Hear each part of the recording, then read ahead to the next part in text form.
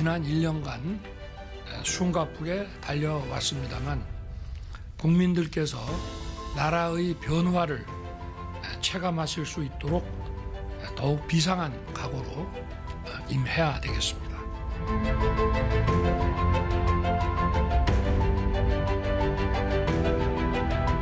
지난 정권의 짝퉁 외교와는 격이 다른 명품 외교가 이어지고 있는 것입니다.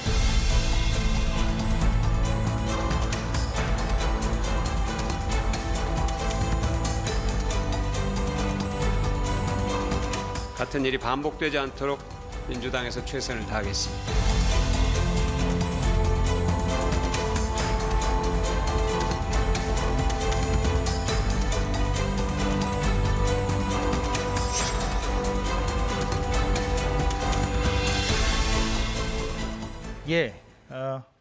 한 달에 한 번 만나는 분이 오늘 나오셨습니다. 큰 틀에서 우리 정치의 맥을 짚는 저희 제작진은 뭐 일타 강사라는 표현도 쓰던데 박성민 정치 컨설팅 민 대표 나와 있습니다. 어서 오십시오. 안녕하십니까. 일타 강사라는 표현은 어떻게 동의하십니까?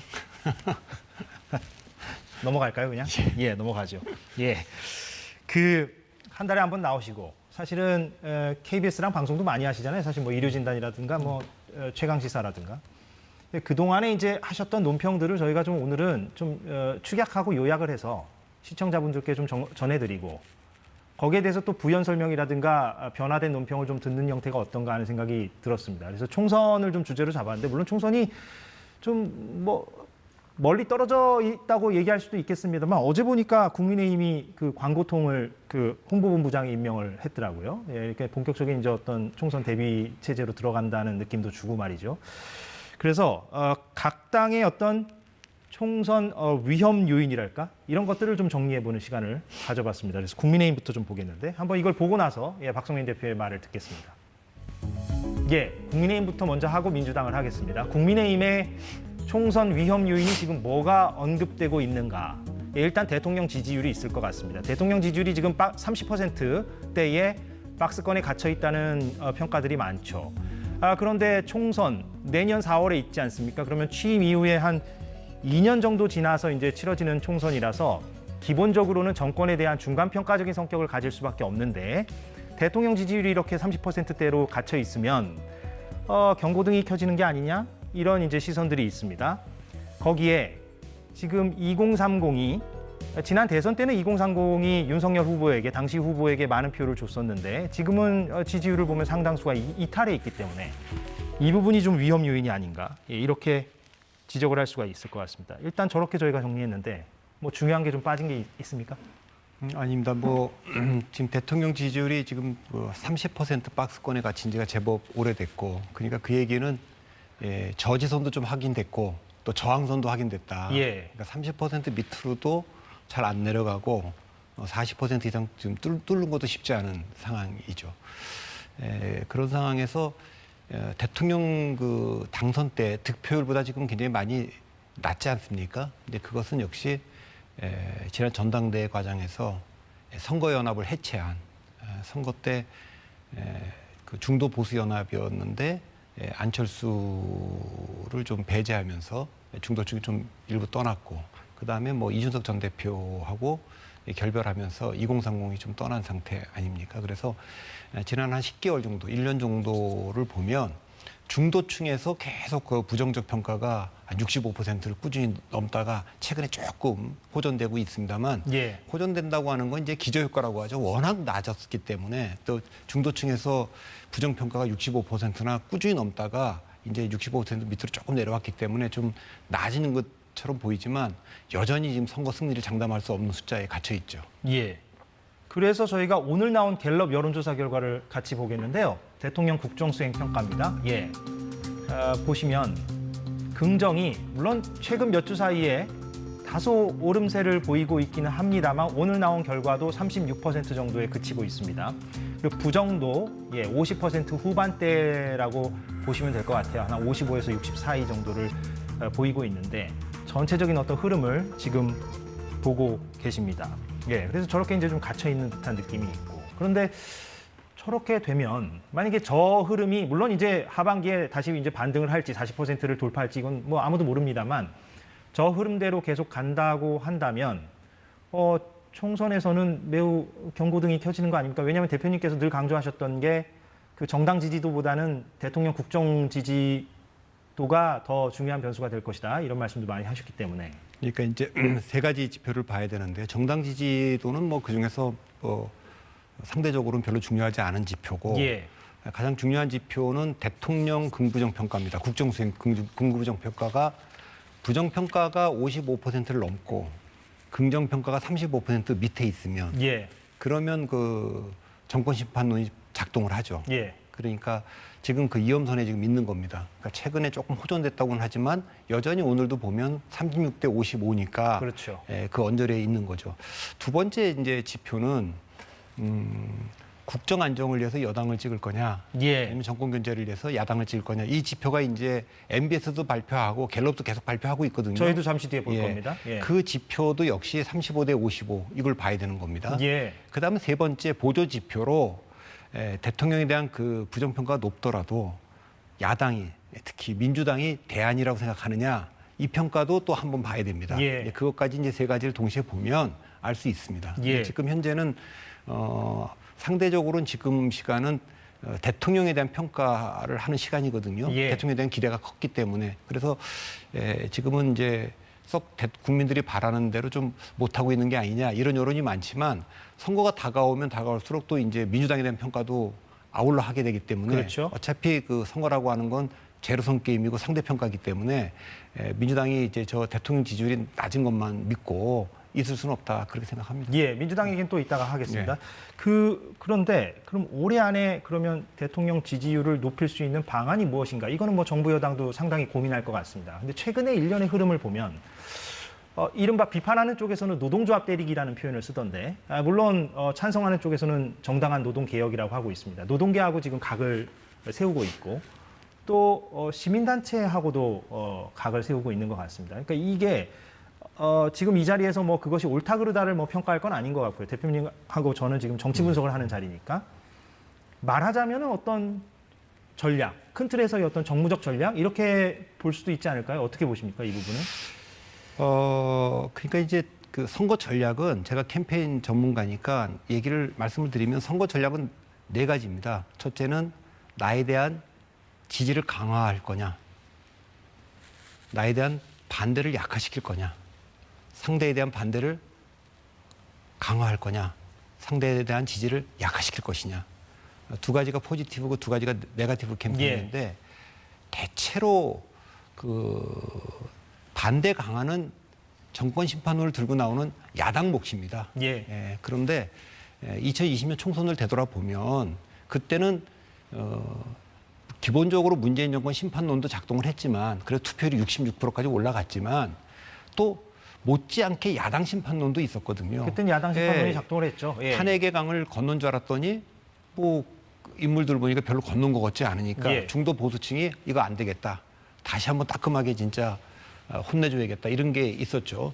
그렇기 때문에 지금도 총선에 가서 실제로 그 야당 심판론이 작동할지 어떨지는 지금 알 수가 없지만 예. 제가 말씀드리고 싶은 거는 국민의힘이나 윤석열 그 대통령이 인식해야 되는 것은 외교 문제라든가 아까 말한 노동 문제 여기 강경 대응하는 거 그래서 우리 지지층을 결집시키는 거 이건 이미 충분히 다 결집돼 있습니다. 아까 제가 이제 지지선이 이제 저지선이 우리가 확인됐다 이렇게 얘기를 한 건데 거기 안에 다 들어가 있다. 그 안에 다 들어가 있는 거죠. 예. 그러니까 그분들이 두 표 찍는 건 아니지 않습니까? 예. 그러니까 지금 이탈한 표를 생각해야 되는데 이탈한 표는 지난 대통령 선거에서 명백히 2030 세대가 이탈한 거고 예. 그다음에 중도표가 이탈해 있는 겁니다. 그 표들은 그런 정책에 대한 것도 문재인 정권과 다르게 해달라는 거 그것도 물론 있지만 또 하나는 정치적 태도도 조금 문재인 대통령과 좀 다르게 했으면 좋겠다. 국민 통합을 위해서 조금 노력을 해주고 그다음에 뭐 그 잘못이 있으면 좀 인정도 하고 인사 문제도 좀 전임 정부하고 좀 다르게 해줬으면 좋겠다 이렇게 하는 건데 여전히 전체적인 기조는 우리 층에 대한 지지 강화를 가져가고 있기 때문에 네. 그거는 선거 전략으로 보면은 전 좀 위험해 보이긴 합니다. 확장성이 약하다. 제가 보기에는 지금 국민의힘이나 윤석열 정부가 해야 될 거는 우리에 대한 반대를 약화시키는 전략. 예. 거기에 그걸 첫 번째 전략으로 가져가야 되는데 지금은 그 우리 지지층을 강화하고 상대에 대한 반대를 민주당에 대한 반대를 강화하는 이제 그런 전략으로 지금 가고 있기 때문에 그건 조금 제가 보기에는 전략적으로 좀 위험해 보이긴 합니다. 그럼 이건 어떻습니까? 비슷한 맥락에서 드리는 질문인데 대통령 본인도 전 정부 얘기를 많이 하잖아요. 물론 민주당에서는 전 정권 탓 언제까지 할 거냐 이렇게 또 비판하고 있고. 근데 대통령이 스스로가 이제 전 정부 얘기를 많이 하고 있고 여당도 그러한데 그것이 실제 본 마음일 수도 있고요. 또 다른 한편으로 보면은 그렇게 강조하는 것이 지금 국정 지지율이 상대적으로 낮으니까 어떤 총선 전략 차원에서는 전 정부를 자꾸만 호명을 하고 호출을 해야 이번 총선을 말하자면은 전 정부에 대한 확실한 어떤 심판의 완료 이런 프레임으로 이제 작동시킬 수 있지 않을까 하는 전략적인 생각도 할 수 있을 것 같아요. 뭐 제가 뭐 과잉되게 해석하는 걸 수도 있고요. 어떻게 보십니까? 근데 내년 총선 될 때는 윤석열 대통령이 임기 2년 차에 2년 된 거 아닙니까? 예. 그러니까 그 얘기는 야당 심판론은 여당이 아무리 프레임을 걸고 싶어도 여당의 전략에 의해서 만들어지지는 않습니다. 그러니까 그거는 야당, 민주당이 그걸 회피할 수 있는 선거 전략을 갖고 있느냐 없느냐에 달려있는 문제지 여당에 달려있는 게 아니에요. 그러니까 2020년도 사실은 이제 조국 사태가 2019년에 있지 않았습니까? 예. 그 상황에서도 이거는 왜 그 박근혜 대통령을 탄핵하고 두 전직 대통령을 구속시킨 정권이 어떻게 이렇게 하느냐? 그런 그 반대 여론이 높았지 않습니까? 예. 그럼에도 불구하고 미래통합당이 탄핵 행황을 확실히 넘었다. 그리고 우리는 미래로 간다. 이런 대안이라는 걸 못 보여줬기 때문에 결국 야당 심판론이 작동했던 거거든요. 예. 그러니까 야당 심판론이 내년 총선에서 작동하느냐 안 하느냐는 민주당이 어떻게 나오느냐에 달려있는 거지 대통령과 여당에서 그 프레임을 건다고 해도 되는 건 아닙니다. 예. 그러니까 그런 면에서 지금 현재는 뭐 민주당 얘기는 좀 이따 하겠습니다만 미래통합당이 갔던 길 그 전철을 밟지 않아야 되는 건 민주당이 그 길이고 예. 집권 2년 차가 돼 갖고도 뭐 문재인 정권 탓으로 선거를 치를 수는 없겠죠. 예. 근데 아무튼 최근에는 그런 현상적인 모습들이 보이기 때문에 제가 질문을 드렸는데 무슨 말씀인지 알겠습니다. 예. 2030 얘기를 좀 해보자면 제가 그 국민의힘 의원들하고 인터뷰를 해보면 이른바 세대포 이론 이게 이제 이준석 전 대표가 강하게 주장해서 지난 대선 때 현상적으로 보여진 측면이 있습니다. 세대포 이론 잠깐 뭐 안내 말씀을 드리자면 2030과 6070을 묶어서 민주당 지지 성향이 강한 4050을 포위한다. 그래서 이긴다. 뭐 이런 건데 단순하게 도식화하면. 그런데 이 세대 포위론이 다시 작동할 수 있을 것이냐. 아마 작동하길 바라겠죠. 국민의힘은. 여기에 대해서 국민의힘 의원들은 그것이 이준석만의 전유물은 아니다. 우리가 지금부터라도 2030들을 위한 정책을 잘 펼쳐나가면 마음을 사면 총선에서 그거를 다시 작동시킬 수 있을 것이다. 이렇게 얘기하는데 가능할까요? 어떻게 보십니까? 제가 뭐 그걸 단정적으로 말씀드릴 수는 예. 없습니다. 이제 하나 우선 세대 포이론과 관련돼서 말씀드려야 될 것은 2016년 이후부터 모든 선거의 승부를 결정하는 캐스팅 보트는 그 2030 세대입니다. 그러니까 2016년 총선, 2017년 대통령 선거, 2018년 지방선거, 2020년 총선. 이 4번 4연속 선거를 민주당이 이겼을 때 그 예. 민주동맹이라고 하는 거는 40대, 50대의 강력한 지지를 받고 있는 민주당이 2030 세대를 끌어들여서 이긴 거거든요. 예. 근데 그 뒤에 2021년 4.7 재보궐선거, 그다음에 대통령 선거, 그다음 지방선거까지는 그 2030이 민주동맹으로부터 이탈을 한 겁니다. 예. 결정적인 게 뭐 여러 가지가 있죠. 조국 사태도 있었고 특히 부동산 이슈. 그게 이제 20대, 30대에게 굉장히 민감한 이슈인데 그렇게 돼서 그 재보궐선거 때 굉장히 크게 지지 않았습니까? 예. 그리고 대선과 지방선거 때는 적어도 팽팽했습니다. 근데 민주당 입장에서 보면 이 2030에서 팽팽하게 5대5 정도의 지지를 받아갖고 이길 수가 없거든요. 이제 그렇기 때문에 내년 총선도 결국 이 세대가 결정할 겁니다. 왜냐하면 60대 이상의 세대나 또 40대 이상의 세대는 어느 정도 정당과 예. 그 일체감을 좀 갖고 있습니다. 정서적 역사적으로 일체감을. 이제 뭐 산업화나 민주화 과정을 거치면서 예. 내가 상대적으로 더 지지하는 정당이 있는데 2030은 별로 그럴 가능성이 그런 기간이 없었기 때문에 가변적이죠. 예, 굉장히 유동화가 쉽습니다. 그래서 지금 유동적인데 이걸 누가 가져갈 건지가 지금 초미의 관심사죠. 지금 20대, 30대는 민주당도 사실 끌어들이기엔 지금 어려운 여러 가지 그 리스크가 있고 예. 다만 이제 아까 말씀하신 거 국민의힘이 이준석이 꼭 아니더라도 그 세력을 잡을 수 있다. 우리가 정책을 하고 또 뭐 그들이 좋아하는 정책. 저는 거기는 동의하지 않습니다. 어떤 이유에서 대체적으로 한국의 정치 유권자가 투표를 할 때 중요하게 선택하는 거는 그 정책이나 이런 거보다는 인물에 투사하는 경향이 있거든요. 감정이입을 한다. 예, 그렇죠. 그러니까 제가 2016년 총선 때 새누리당이 정당 지지율로는 민주당보다 앞서는 지역도 저희가 기습적으로 마지막에 이렇게 물어봤어요. 김대중, 노무현, 이명박, 박근혜 이 네 명의 대통령을 그 순서대로 불러주고 누굴 좋아하십니까? 이렇게 물어보면 김대중, 노무현 대통령을 좋아한다는 사람들이 많은 지역. 이명박, 박근혜 두 합보다 말이죠. 거기는 다 민주당이 이겼어요. 네. 그러니까 제가 보기에는 한국의 유권자는 뭐 정당이나 정책에 자기를 투사하기보다는 인물에 투사하는데 예. 그러니까 이준석을 지지하든 지지하지 않든 명백히 지난번에는 뭐 그것이 젠더 갈라치기다 이런 비판도 있었지만 예. 20대와 30대의 남자들이 민감한 이슈를 이준석 대표가 확실히 뭘 좀 건든 건 사실이죠. 예. 근데 그거를 다른 분들이 그거를 대체할 수 있는지 잘 모르겠습니다. 예, 그래서 그는 국민의힘도 그걸 뭐 그냥 누구든지 그 자리는 대체할 수 있다. 거기 지금 젊은 지금 최고위원들이 두 분이나 있지 않습니까? 장해찬 최고위원도 있고 김병민 최고위원도 있고 그런데 물론 최근에 오늘 특히 갤럽 조사에서 2030 세대 그 긍정 평가가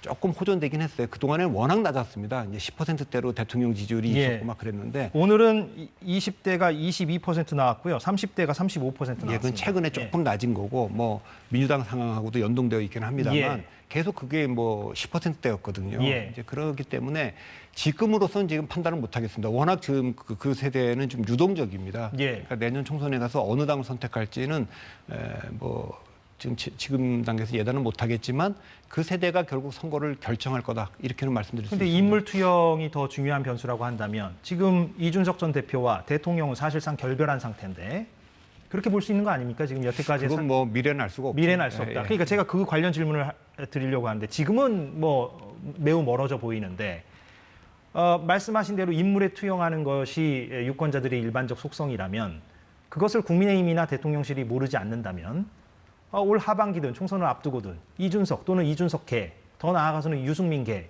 이쪽하고 뭐 극적으로 손을 잡거나 협력적인 어떤 기조를 보여줄 가능성 그걸 해야만 또 좀 더 이길 수 있는 가능성을 높이는 거 아닙니까? 그런데 지금까지 해왔던 거를 보면 그 가능성은 뭐 극히 낮다고 봐야죠. 그러니까요. 그렇게 해석하는 예. 게 합리적이죠. 예. 다만 제가 말씀드릴 수 있는 거는 국민의힘 당내에서 유승민이나 이준석에 대한 아주 부정적 평가가 있는 건 사실이고 예. 그렇습니다.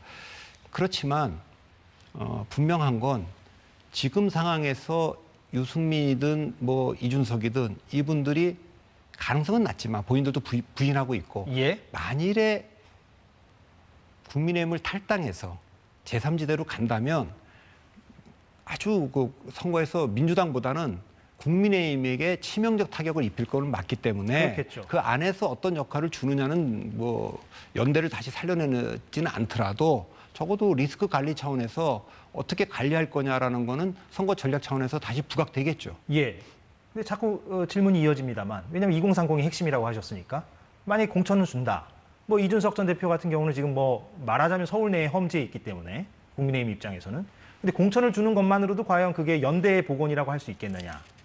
뭐 그 서로 기대가 좀 다를 수 있겠지만 지금 이준석 대표가 최근에 나와서 인터뷰하는 거나 하는 걸 보면 예.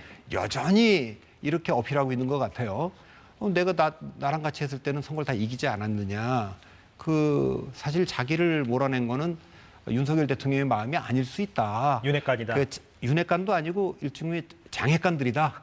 그러니까 장제원 의원과 가까운 분들이 그런 거 아니냐. 그러니까 상대적으로 김기현 대표라든가 또 권성동 전 원내대표라든가 이런 분들 또 하고는 또 박성민 전 울산의 의원 예, 예. 이런 분들하고 나하고 본인의 그 비서실장을 지냈죠. 예. 그러니까 난 잘 지낼 수 있다. 그러니까 그래서 약간 그런 여지를 남긴다. 예, 그런 걸 어필을 하고 있는 듯이는 보이지만 예. 제 생각에는 그 이준석 대표를 그 본인이 원하는 그 뭐 노원구, 상계동 네. 그 험지거든요. 험지 중에 험지입니다. 그 예. 노원 중에서도 거기에 본인이 나가겠다는 걸 굳이 그걸 뭐 또 공천을 안 주는 결정을 할까? 저는 공천 주면 이준석 대표도 그 정도 아닐까? 본인이 그 공천을 받고 그러면 연대가 어느 정도 회복된 거, 서로 신뢰가 회복된 거 그렇게 해석하지 않을까 싶습니다. 예, 물론 그것을 유권자들이 어떻게 평가하느냐는 또 별개의 문제겠습니다만, 예, 알겠습니다. 예, 민주당 얘기로 넘어가 보겠습니다. 예, 국민의힘 얘기를 많이 했네요. 예, 민주당 쪽도 저희가 한번 요약을 해봤는데 아까와 마찬가지로 한번 좀 보고 와서 얘기할까요? 예, 이렇게 한번 뽑아봤습니다. 대표의 사법 리스크가 있고 재판이 계속 진행 중이고 이제 기소가 또 되고 있으니까요. 그리고 또 연이어서 악재가 터지고 있습니다. 아시다시피 이제 돈봉투 의혹이라든가 혹은 김남국 사태. 예. 그리고 친명과 비명 간의 계파 갈등도 지금 최근에 강성 지지층 문제를 둘러싸고 계속 불거지고 있고요. 그래서 혹시나 2020년 총선처럼 이번 총선도 오히려 통상적인 정권 심판이 아니라 정권 평가가 아니라 야당 평가, 야당 심판이 되는 게 아니냐? 이런 분석도 나올 수도 있을 것 같은데. 예. 다시 똑같이 질문 드리자면 뭐 빠진 게 좀 있습니까? 물론 좀 큰 틀에서 봐야 될 거라고 좀 봅니다. 예, 민주당의 위기는 저는 좀 삼중 위기라고 보거든요. 그러니까 정체성의 위기, 리더십의 위기, 지지 기반의 위기라고 저는 봅니다. 예. 근데 이제 그 핵심적인 위기는 저 리더십 위기라고 좀 보이는데 간과하지 말아야 될 건 정체성의 위기입니다. 그러니까 정체성의 위기라는 거는 민주당이 사실 그 3당 합당 1990년에 3당 합당했을 때 민자당이 218석 아닙니까? 호남에만 민주당이 갇혀 있었어요. 그런데 그때 탈냉전이 왔고 또 세계화가 시작되지 않았습니까? 그 공간을 잘 활용했어요. 그러니까 지난 30년간 대한민국에서 보수 정당과 민주당 사이에 있었던 그 논쟁을 보면 두 가지 논쟁이 있었는데 하나는 세계화가 시작됐으니까 이게 좋은 기회다. 보수 진영은 FTA 같은 거를 좀 적극적으로 활용해서 좀 더 큰 대한민국이 좀 되자. 이렇게 했고 그건 노태우 대통령부터 지금 윤석열 대통령까지 일관된 흐름입니다. 그리고 이명박 대통령의 공식적인 슬로건이었어요. 더 큰 대한민국은. 반면에 민주당은 세계화가 낳은 그림자, 양극화가 심해지니까 더 따뜻한 대한민국. 좀 약자들도 좀 같이 더불어 살자. 사람이 먼저다. 사람 사는 세상 이런 슬로건을 내걸었는데 이것이 좀 먹히지 않았습니까? 그래서 무상급식이라든가 이런 복지 어젠다를 주도했죠. 예. 그리고 두 번째는 탈냉전이었기 때문에 김대중, 노무현, 문재인 세 대통령은 북한하고 정상회담을 하지 않았습니까? 그러면서 평화가 경제라는 슬로건을 내세웠어요. 예. 평화협정을 맺으면 북한과의 그 군사적 긴장이 좀 완화될 거고 우리가 뭐 그 비용을 좀 딴 데로 좀 쓸 수도 있고 러시아로부터 좀 싸게 에너지도 들어올 수 있고 중국과의 사업 기회도 늘어나니까 평화가 그냥 단순히 평화가 아니라 경제다 이렇게 얘기를 했고 보수 진영은 협정이 어떻게 평화를 담보하냐. 그건 체인벌리는가 히틀러 그 대화에서 보지 않았냐. 결국 경제가 평화다. 기술이 평화다. 이렇게 지금 됐는데 지금 탈냉전 되고 블록화가 되고 뭐 이렇게 되면서 민주당이 그동안 견지해왔던 그 노선이 젊은 사람들 특히 20대와 30대에서 지지를 받는 게 점점 더 어려워지고 있습니다.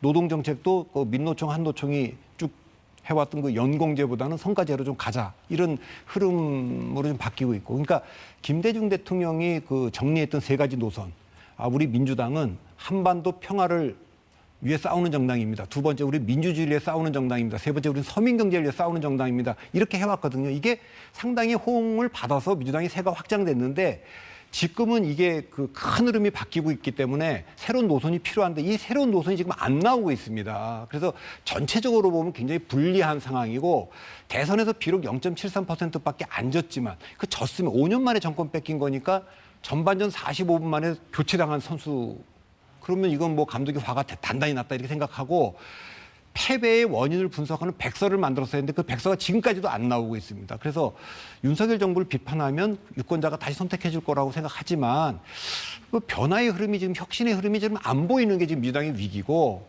그것이 저는 그렇게 해서 일단 대단히 큰 위기라고 보고 네 가지 위기라고 봅니다. 지금 국회와 대통령의 권력이 지금 엇갈려 있지 않습니까? 그럼 임기 2년 된 대통령 그만두라고 할 수는 없으니까 국민들이 대통령이 연금개혁도 하고 노동개혁도 하고 교육개혁도 해야 되겠는데 야당 반대 때문에 못합니다. 이러면 대통령이 일 좀 하게 좀 도와달라 그러면 그렇게 밀어줄 가능성이 있고 두 번째는 국제정치가 국내 정치 이슈를 압도하는 선거가 될 가능성이 있고 세 번째는 이재명 대표의 사법 리스크나 또 다른 의원들의 사법 리스크가 계속 현실화될 거라는 거고 네 번째 의석수가 자체가 너무 많아요 지금. 예. 그래서 그런 것들이 저는 그 야당이 극복해야 될 리스크라 저는 그렇게 보고 있습니다. 큰 틀에서도 얘기해 주셨고 작은 틀에서도 얘기를 같이 종합적으로 해주셨는데 그러면 이걸 잠깐 볼까요? 예, 지금 방금 전 말씀하신 게 자칫 이번 총선이 2020년처럼 야당에 대한 심판으로도 갈 가능성도 넌지시 내비치셨기 때문에 저희가 준비한 이번 총선 정부 여당을 지원하는 게 옳은가 아니면 견제하는 게 옳은가라는 그래픽을 저희가 준비했는데요. 이건 어제 NBS 조사고요. 개요는 아래에 작은 글씨로 나가고 있습니다.